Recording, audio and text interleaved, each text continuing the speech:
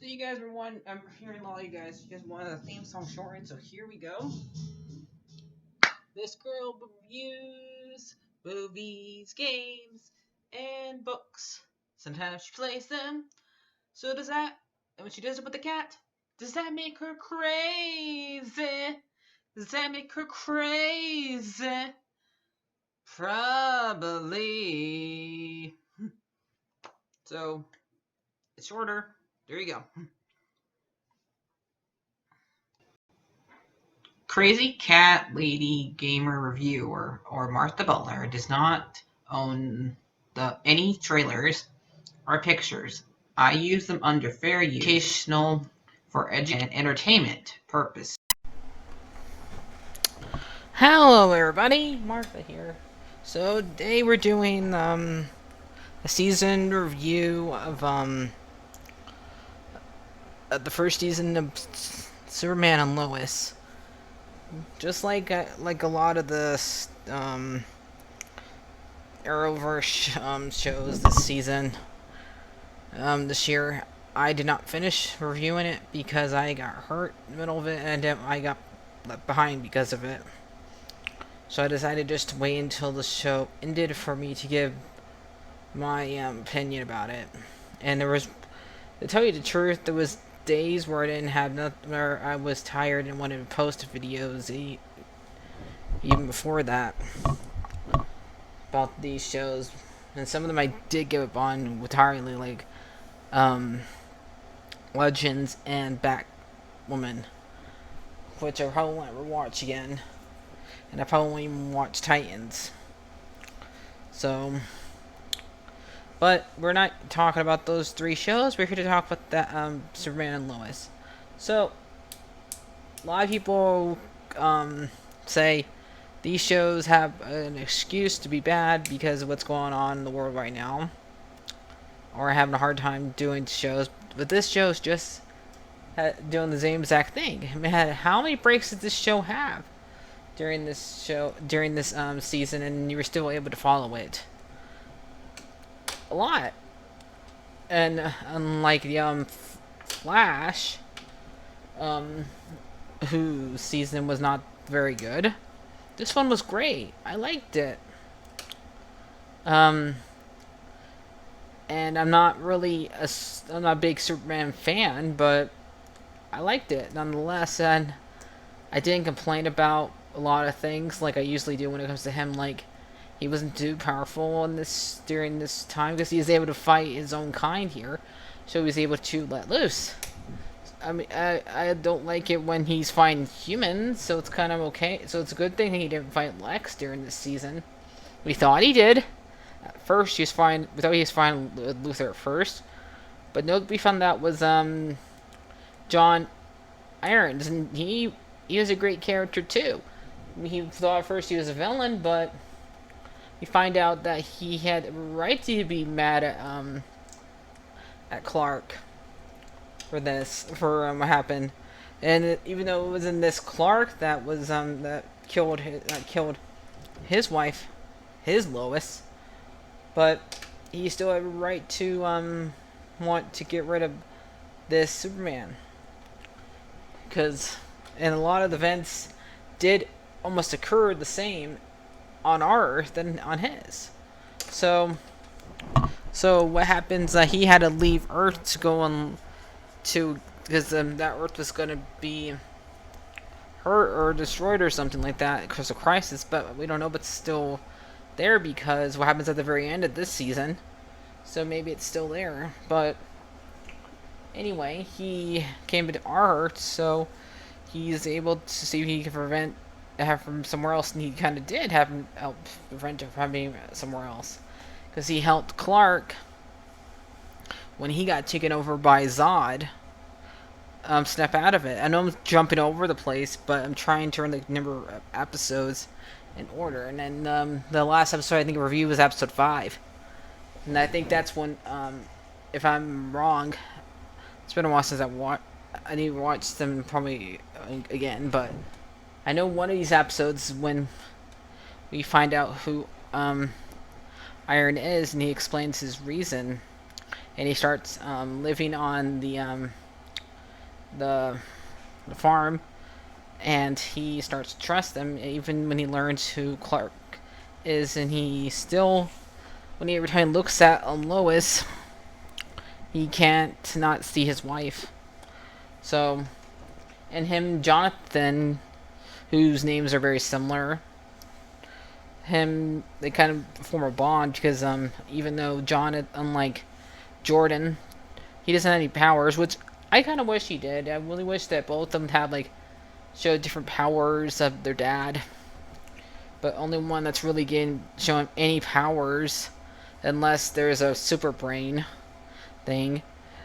There's times where Jonathan was really had to be smart with stuff, but only one we know for sure it's showing powers is Jordan, because we get to see him using the heat wave, him showing super strength, him maybe flying at the very end, him having the ice breath and stuff like that. I'm not trying to if ever X-ray vision was one of them, but I'm only doing the ones that I can remember. All the ones that are the most popular ones that we know of. So, well, I'm happy that we had them as teenagers and not little babies.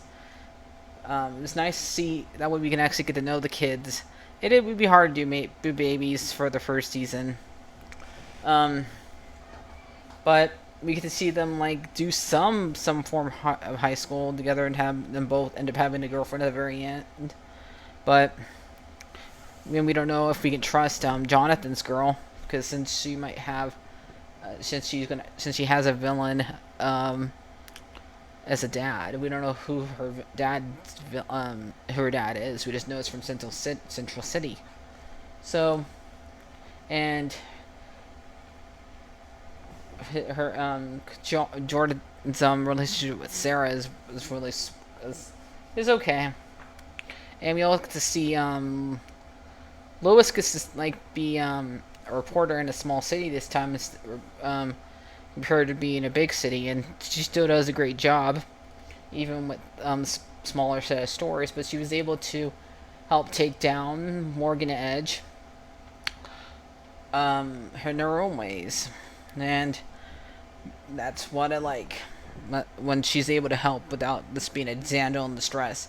And rarely in this episode, in this season, she was a damsel in distress. Only few episodes she was where Clark had to come and save her. So, but she did a great job, able to hold her own in the show.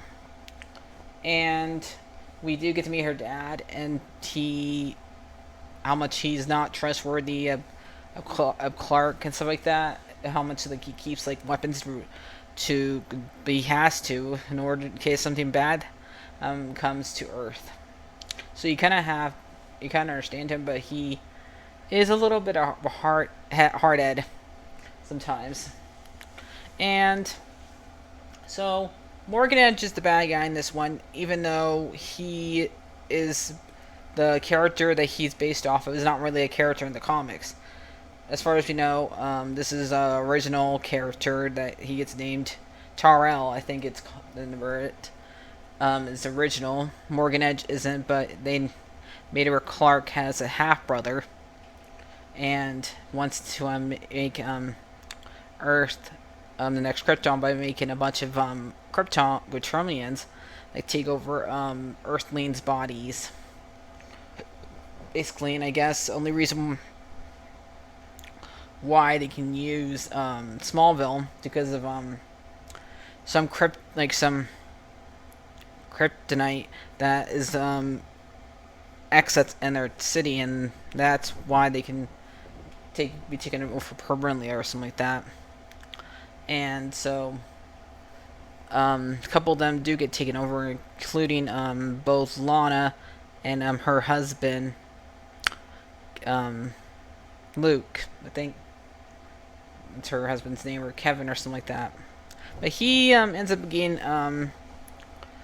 after Morgan Edge gets exposed, he ends up being fired from the fire as a fire chief because everybody trusted him and trusted Morgan Edge because he trusted Morgan Edge, and they almost had to almost be forced to move out of Smallville because of it, because they could not live there anymore if he didn't have a job, because they had no way of making money, and also people would start telling them to leave by vandalizing their house and their car.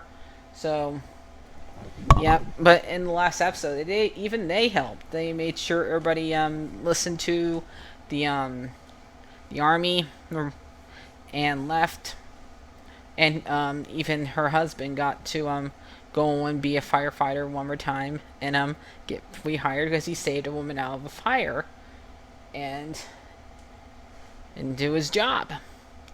So that was great.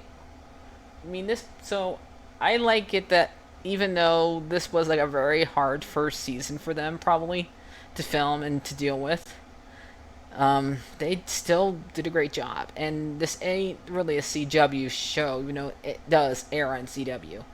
It's from HBO Max. It's the one that provides the funding for it.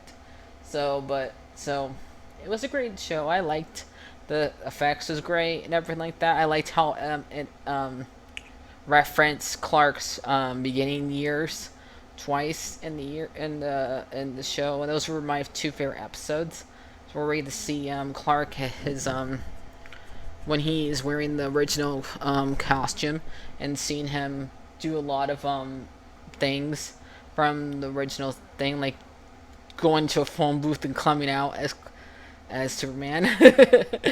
And so I did like that episode because it reminded me of the days where Dean Dean Kane the one who was in Lois and Clark, where he would have to go into, or Christopher Reed, where they would have to change to the phone booth. So, and seeing that old suit, and technically this is like the first time we've seen that old suit on TV. It's always him looking. Not even, I never really seen that one in live action before, so it's pretty cool.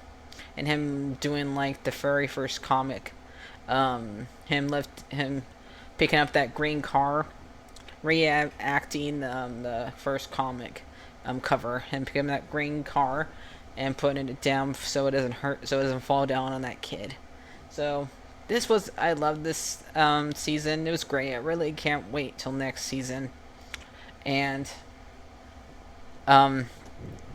so I'm gonna give this season a 9 out of 10. It was great.